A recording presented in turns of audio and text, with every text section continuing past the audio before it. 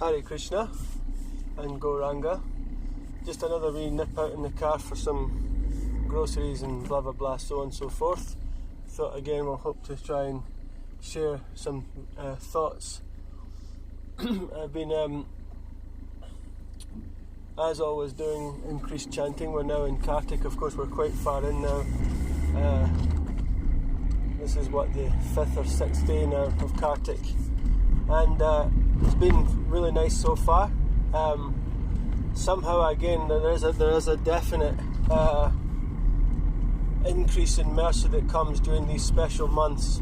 I never ever thought that I saw it in the past, but I feel like I can definitely see it now. I probably kind of hinted at this in a previous class, but like during Purushottam I had done so many 64s and 40s and so on and so forth, which is, although I have been doing 25, it's way above my normal rounds, you know. Obviously there's a huge difference between 25, which takes about 2.5 hours, between, 64, which takes about 8 or 9, depending on what time you've got, or pretty much the whole day really in that sense, if you've got kids and so on and so forth, or even, brahmachari services. And then as soon as we came out of Purushottam month, I wanted to keep this, do at least an extra 2 above 25 or whatever, just to keep that mood going, and I just couldn't do it, I know I spoke about this before, but then, and again, as soon as we've come into Kartik, boom, it just started to flow, and I was I'm quite shocked at how Krishna is helping to sculpt the day around my ability to chant rounds, even though I'm still working, I'm still doing household duties, I still have to go out to get groceries, whatever it is, somehow or another, the rounds by the end of the day are done, so there is something there. It kind of fuels the desire strongly, this mercy coming from Srimati Radharani and Kartik, and it really fuels that. Every second you become keen, you actually become so intense excuse me, to chant, you don't want to waste a second, and this is the ideal mood. This is where I was going with this. I'm not again, I want to really stress that I'm not trying to point that out to glorify myself. A lot of, as I maybe also said this one before, a lot of advanced devotees, they don't actually reveal how much they're chanting. I'm not an advanced devotee, so I'm revealing only to encourage others. There's far more advanced devotees out there that could, increase their japa and probably haven't been aware that it's possible. I can definitely say that I've got a young kid, I've got a full-time job, blah blah blah. There's household duties, there's so many other things, and of course I like to read the lectures and different things, so all these things take up time, and of course the austerity of getting up in the morning. If you want to chant a lot of rounds, you have to rise early, regardless of whether you get sleep or not sleep. You have to push through the mind and body platform. But, so these kind of things sometimes either put devotees off, or they just make them think that, my basic vowed rounds will be enough, But I'm trying to put this out here as an encouragement that it is possible to chant more rounds. I remember one devotee coming from the Scottish temple, there was kind of a thing there for years they chanted 25 rounds, which is incidentally where I took the idea from. And after years went by and after they no longer kind of had to do it, he said, I'd like to eventually come back to that platform of doing it, voluntarily, but I'm not doing it because I'm being forced, but I'm doing it because I'd actually like to be able to do that. So I feel that's the platform we should look to get to, where we're willing to chant. Mahatma Prabhu talks about this in his Japa Affirmations book. He says, I want to chant, I'd like to chant, I'm ready to chant. These kind of things. I get up today, and rather than thinking that I just need to finish my rounds, I'd like to do my rounds.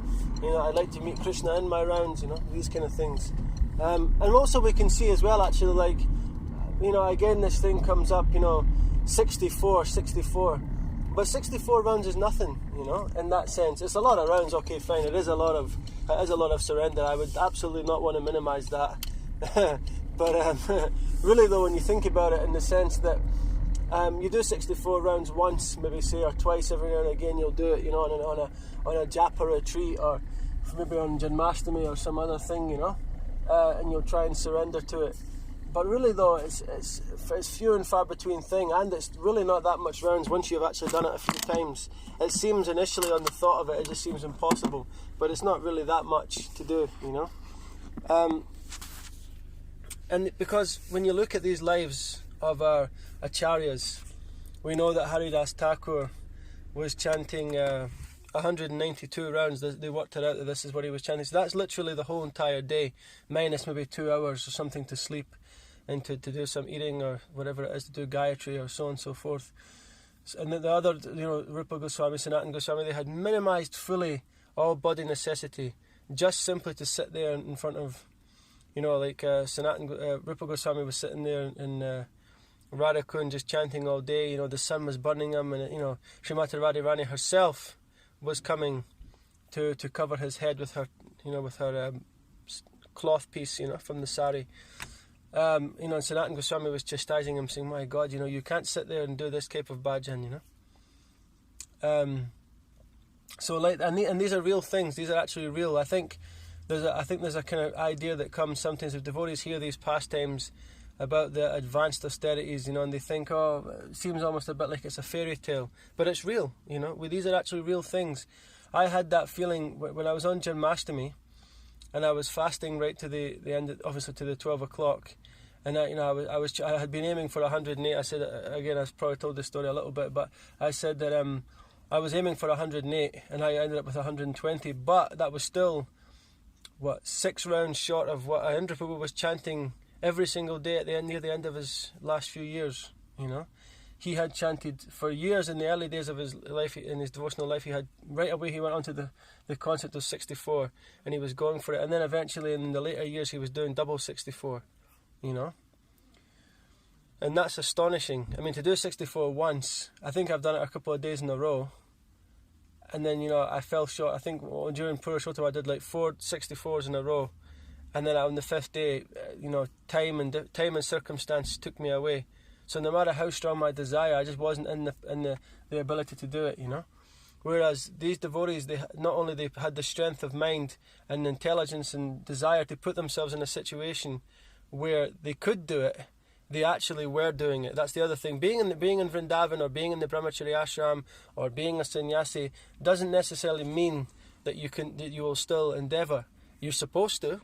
Bhakti-Vikas Swami speaks about this in one of his classes about the ideal brahmachari, saying that they should be so fired up for Bhakti Devotion, they should be, they should just have a taste for chanting, they should read like anything. But a lot of devotees don't.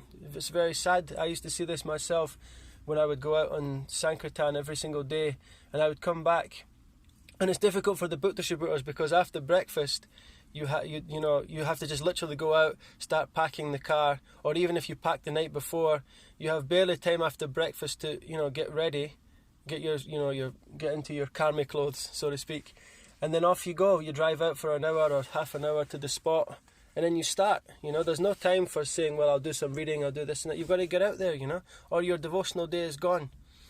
Whereas the devotees that stay back in the temple, and I don't in any way, shape or form want to mention that I'm not minimizing anybody's service. I'm just highlighting the kind of differences, I'm using this only as an example. You'll see that sometimes they have that little bit more time to, whether it's to chant some extra rounds or to finish to do some reading, to even go off, take some rest, whatever it is, if they have that kind of need to rest, a bit more than others. But I would come back sometimes and I'd see devotees still finishing rounds, and I'd be thinking, how is that happening? How is that a thing? So sometimes devotees don't actually capture it, So having that, so Indra Prabhu had that. He got himself into the facility of time and place, and he had the desire to do it as well, and the intelligence to do it. So he worked so hard, on his own, even at the cost of his own body, to chant like anything, And we see this, Sanatana Goswami. There's a famous story where he walked from Mayapur to Puri, or either Puri to Mayapur, but either way, one or the other, he was going between the two. And he walked along this hot desert, hot beach, sands, And because he didn't want to walk along this tourist route that was more pleasant, but it was full of temples, and he felt that he was really impure. And he had all that, and his, because he had boils in his body or something, But then his feet became all destroyed, all became burned and scarred. And when Lord Chaitanya saw what happened to him, he was like, "Oh my God, how?" But he wasn't even aware of it, because he's off the bodily platform. And that is actually a real thing, Whereas on that Janmashtami I was chanting and I was thinking, "Oh my God, I'm so hungry and I don't think I'll make it another 2 hours," and so on and so forth. And that was just one day. The next day, back to the usual rounds again. 25 go by in a heartbeat compared to doing, But then you realise how insignificant, is the austerity. Very valuable, unlimitedly valuable, unlimitedly nectarian in that sense if you get into it. But in one sense, in the material sense, it's nothing really.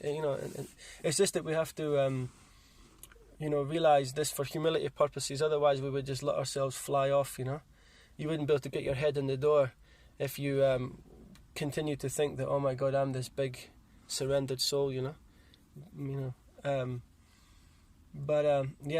was kind of what I've been thinking, is that it is possible to chant extra rounds in any situation if the desire is there, and you make that especially during like Kartik, for example. Set that boundary, with your ashram leaders or your with your wife or your husband or whatever, and say, "Look, we're going to do the extra rounds for our benefit. We're going to do this extra reading or extra kirtan, and that time has to be set." There was always that knowledge there. If you listen to any of the old classes, this is a point about book distribution, is that back in the day the devotees overworked themselves on the street. They went out for 12 hours, 14 hours, so many hours, and then a lot of them didn't read. And the ones that didn't read, of course, didn't make it. Or if they did make it, they became a bit disgruntled and so on, But that's not what they were being preached. I mean, to a certain extent, yeah, the targets and the different things and the stay out for as long as you can. There was a lot of that as well. But if you listen to the lectures from those days, the devotees are saying reading is the key, reading is the key. So it means there was a gap between what was being told and what was actually happening. Either someone down the line wasn't dispensing that instruction properly. So the leaders were saying, "Yeah, you need to read, the devotees need to read to have nourishment. Prabhupada wants us all to read." And then someone down the line was going, "Stay out for 12 hours and don't read," It's like, So we have to have that intelligence. And I heard many stories about devotees sneaking off somewhere and reading, or sneaking off and finishing their rounds and stuff, So this is what we've got to do. I'm not saying abandon your duties to chant 64 rounds in Kartik, but I'm saying if you have that strong desire, to those who are constantly devoted to serving with love, I give them the understanding with which they can come to me. Krishna will provide that knowledge and intelligence, and he'll help ease the circumstances around what you're doing, so that you can chant, so that you can surrender a bit more. We're not looking to be like the Goswamis. We don't need to do ultra harsh austerities, but we can definitely understand that what they did and what they were doing was real. Because there is devotees that have done that. Radhanath Swami, when he travelled as a yogi, he was doing unbelievable austerities of the body. And so many of their ISKCON Swamis and some senior devotees and different devotees have done austerities of the body. So it is possible. It is absolutely possible to do these things and to chant more and give a little bit more than what we give already. So I hope that inspire somebody. I hope no one's offended. I as I says, I don't ever want to minimize anybody's services, and I don't want to try to falsely present myself as doing anything far out. I'm also just desperately hanging on, trying to keep my own self going, and I, somehow or another, I've by Krishna's mercy found a way to get the rounds in, And let's see what happens. Keep having fun with it. Srila Prabhupada ki jai, Nitai Gaura Premanandi Hari Hari Bom.